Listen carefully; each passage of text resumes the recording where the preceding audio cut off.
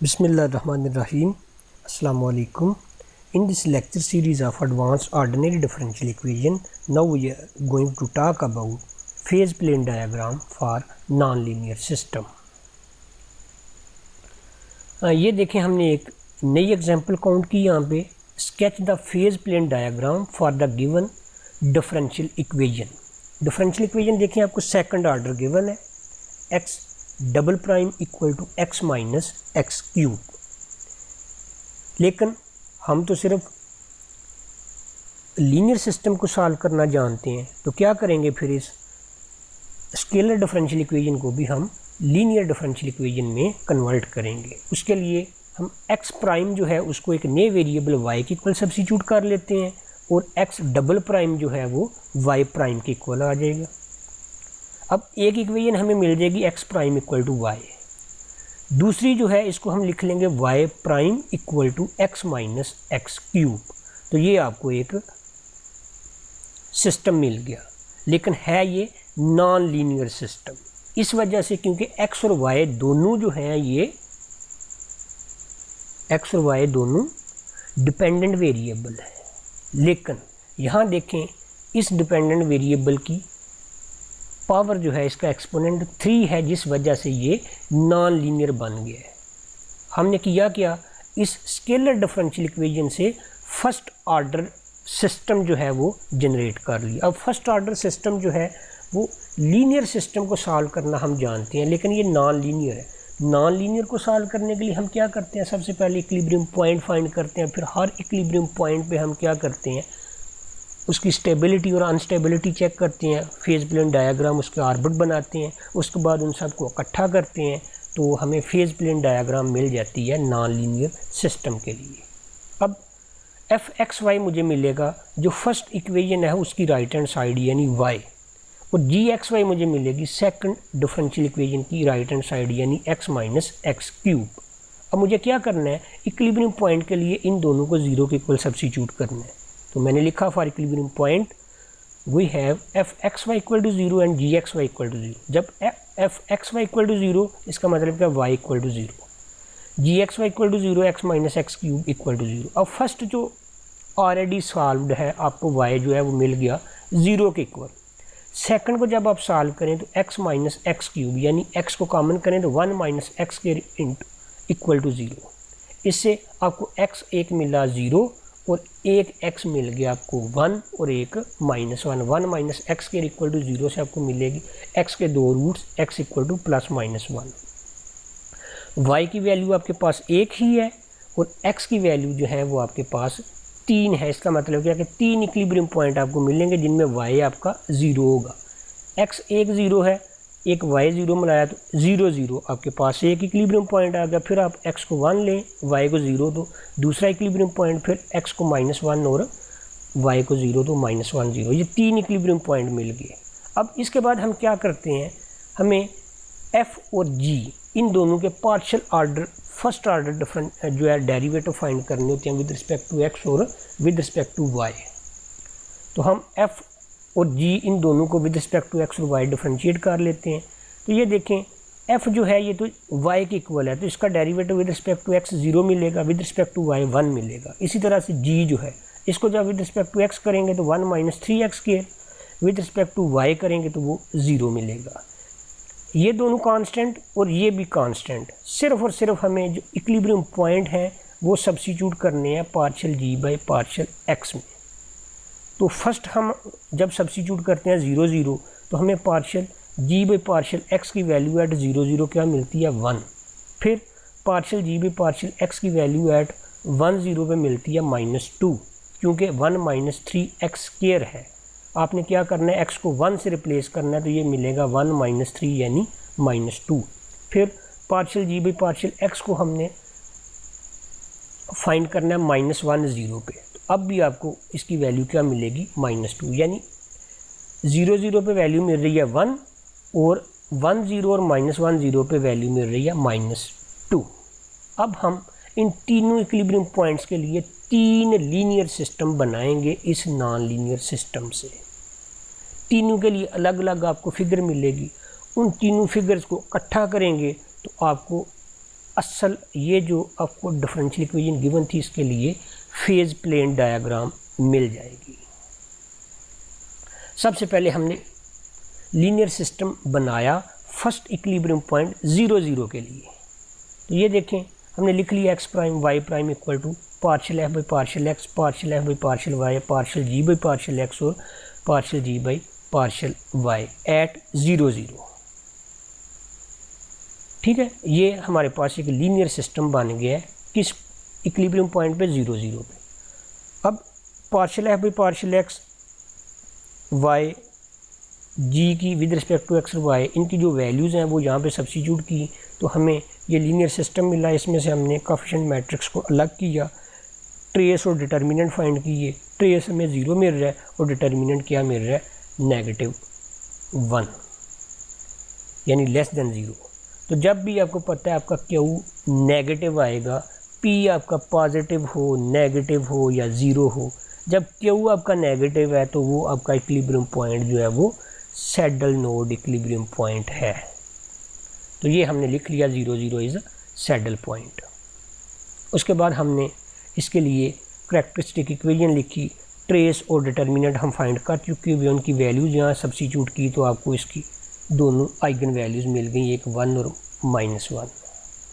फिर हमने इनके लिए आइगन पेयर्स फाइंड किए, ये हम ऑलरेडी करना सीख चुके हुए हैं।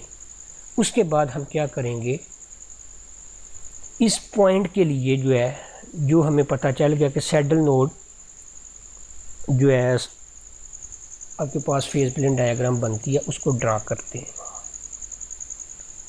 0 0 पे। इक्वेशन आपके पास क्या है, x prime equal to y, y prime equal to x. ठीक है, यहाँ हम वो दोनों अपनी इक्वेशंस लिखते हैं, उसके बाद हम इसको ड्रा करते हैं। तो ये देखें जी, हमने वो इक्वेशंस लिख ली, x prime equal to y, y prime equal to x. ये दोनों आइगन पेयर भी लिख ली। अगर आइगन वैल्यू 1 हो तो आइगन वेक्टर 1 1 होता है, आइगन वैल्यूज -1 हो तो आइगन वेक्टर 1 -1 होता है। इतना हमें पता है कि सैडल नोड बनना है, तो सैडल नोड बनाना हम सीख चुके हुए हैं। हम पहले नंबर पे सैडल नोड फिगर बनाते हैं।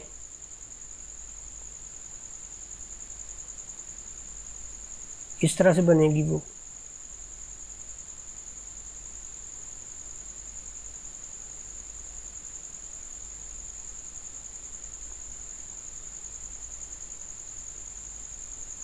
अब हमने डायरेक्शन देखनी है, तो किसी एक क्वाड्रेंट में हम डायरेक्शन देख लेते हैं। मसलन मैं फर्स्ट क्वाड्रेंट में देख लेता हूँ। ये फर्स्ट क्वाड्रेंट के लिए मुझे ये वेक्टर मेरे पास मौजूद है 1 1।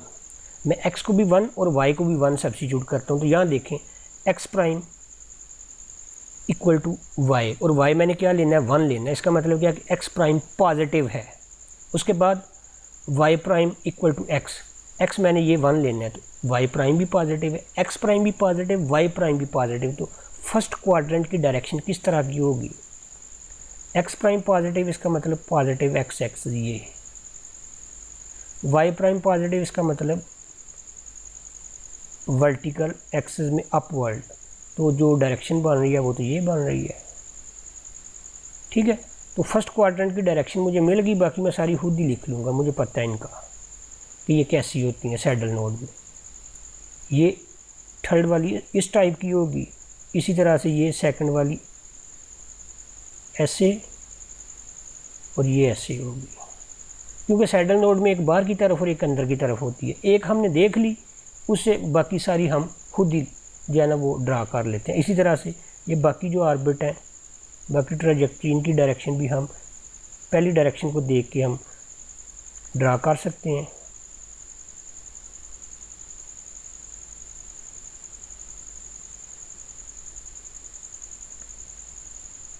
तो ये जनाब आपको पॉइंट मिल गया 1 1 0 0 जो कि सैडल नोड है। इसके बाद हम बाकी पॉइंट्स जो हैं उनको देखते हैं। अब हमने अगला इक्विलिब्रियम पॉइंट ले लिया 1 0। उसी तरह से हमने क्या किया, लीनियर सिस्टम लिखा। इस लीनियर सिस्टम के लिए ये हम वैल्यूज़ पहले फाइंड कर चुके हुए हैं, वो वैल्यूज़ हमने यहाँ पे लिखी। इसमें से कोएफिशिएंट मैट्रिक्स को अलग किया, p फाइंड किया और q फाइंड किया। p देखें यहाँ से आपको 0 मिल रहा है और q आपको पॉजिटिव मिल रहा है। और हमें ये पता है कि जब P ज़ीरो हो और Q पॉजिटिव हो, P वैसे पहले भी 0 2-3 दफ़ा आया है, लेकिन उसमें साथ Q नेगेटिव आता रहा है, तो फिर हम P को छोड़ के हम सिर्फ Q को खातर में लाते थे। जब Q नेगेटिव हो तो हमें पता होता है कि इसके लिए जो फेज प्लेन डायग्राम बननी है वो सैडल नोड बननी है। लेकिन अब Q जो है वो पॉजिटिव है, ये गारंटी दे रहा है कि ये सैडल नोड तो नहीं है, साथ P ज़ीरो है। तो जब P ज़ीरो है तो इसका मतलब क्या है कि ये बनेगा आपके पास सेंटर नोड। जब भी P ज़ीरो हो, Q पॉजिटिव हो तो सेंटर नोड बनता है। और सेंटर नोड में दूसरी चीज़ ये होती है कि आपके पास जो आइगन वैल्यूज़ होती हैं वो कम्प्लेक्स होती हैं। क्यों? क्योंकि आपका डेल्टा जो है वो नेगेटिव आ रहा होता है। तो ये डेल्टा हमने लिखा P² -4Q, P ज़ीरो है -4 इंटू Q2 रखा तो -8 लेस देन 0, तो 1 0 जो है ये सेंटर पॉइंट है। तो वैसे हमने ये करेक्टरिस्टिक इक्वेशन लिख के इससे आइगन वैल्यूज़ फाइंड की, तो ये भी देख लें। λ1 √2 आयोटा और λ2 -√2 आयोटा, इनमें रियल पार्ट जो है वो 0 है।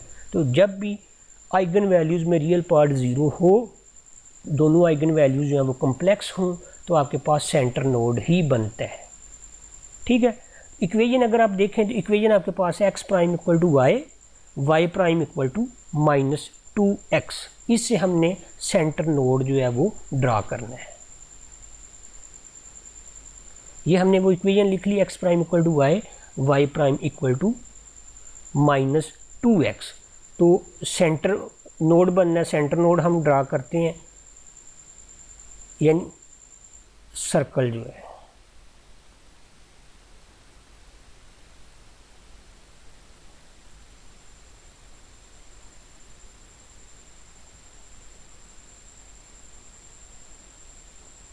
अब किसी एक क्वाड्रेंट में हम इनकी डायरेक्शन देख लेते हैं कि इनकी डायरेक्शन पॉजिटिव है, यानी काउंटर क्लॉकवाइज है या क्लॉकवाइज है। तो मसलन ये फर्स्ट क्वाड्रेंट है। फर्स्ट क्वाड्रेंट में दोनों वैल्यूज़ आपको पता है एक्स बी और वाई दोनों पॉजिटिव होते हैं। मसलन मैं दोनों को 1 1 ले लेता हूँ। 1 1 अगर मैं लूँ तो एक्स प्राइम मुझे क्या मिला, ये मिला मुझे 1, क्योंकि y मैंने 1 लेना है, इसका मतलब क्या कि ये पॉजिटिव है। फिर y प्राइम मुझे क्या मिला, जब मैंने x भी 1 लेना तो ये -2 मिला, और ये क्या है, ये नेगेटिव है। x प्राइम पॉजिटिव मीन कि इस साइड पे आपने जाना है, y प्राइम नेगेटिव मीन आपने इस साइड पे आना है। फर्स्ट क्वाड्रेंट की मैं बात कर रहा हूँ। तो असल जो डायरेक्शन है वो ये होगी। इसका मतलब क्या है कि इसमें जो डायरेक्शन काउंट होगी वो क्लॉकवाइज होगी। तो क्योंकि ये सर्कल है तो फिर सब क्वाड्रेंट में ये क्लॉकवाइज ही होगी।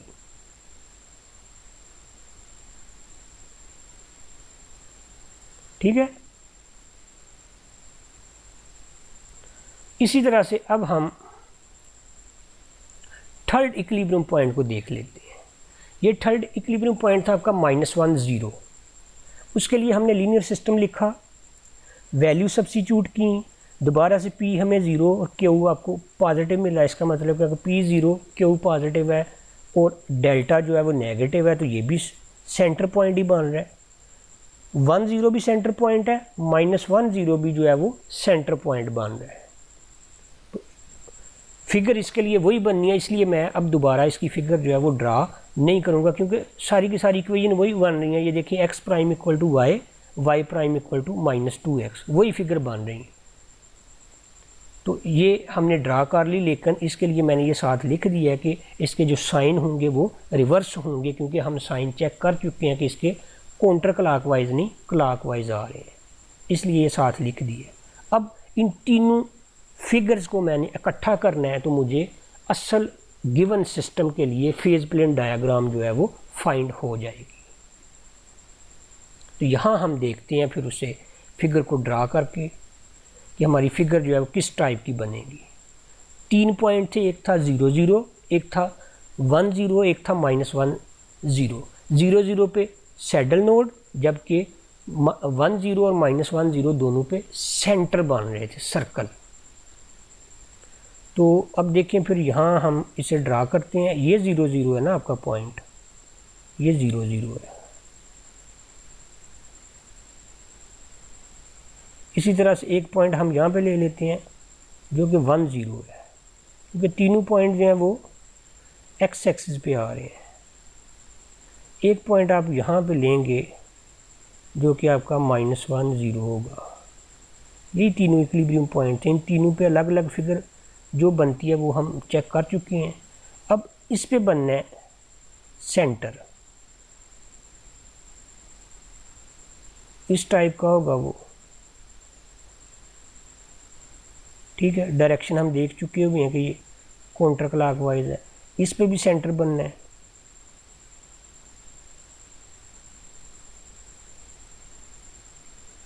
डायरेक्शन इसकी भी हम देख चुके हुए हैं कि ये भी क्लॉकवाइज है, और इस पे बनना है सैडल नोट, ऐसे बनेगा। इसकी डायरेक्शन हम देख चुके हुए हैं कि इसकी डायरेक्शन इस टाइप की थी।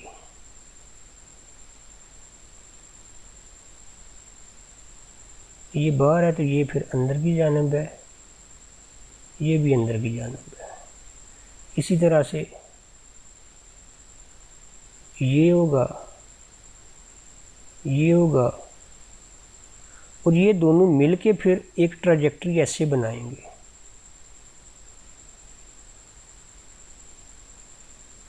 ऐसे इसी तरह से ये इधर आके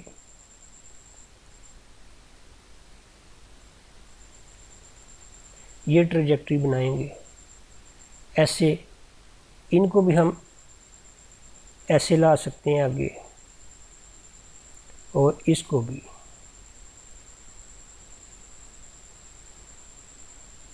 ठीक है, तो डायरेक्शन देखें, इसकी डायरेक्शन ये अंदर की साइड पे थी और इसकी डायरेक्शन भी ये थी।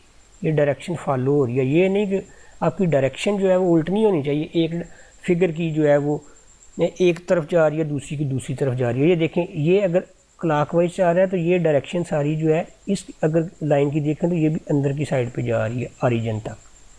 अगर इसको आप देखें तो ये आ रही है, और इसी तरह से इसकी डायरेक्शन भी ये आ रही थी।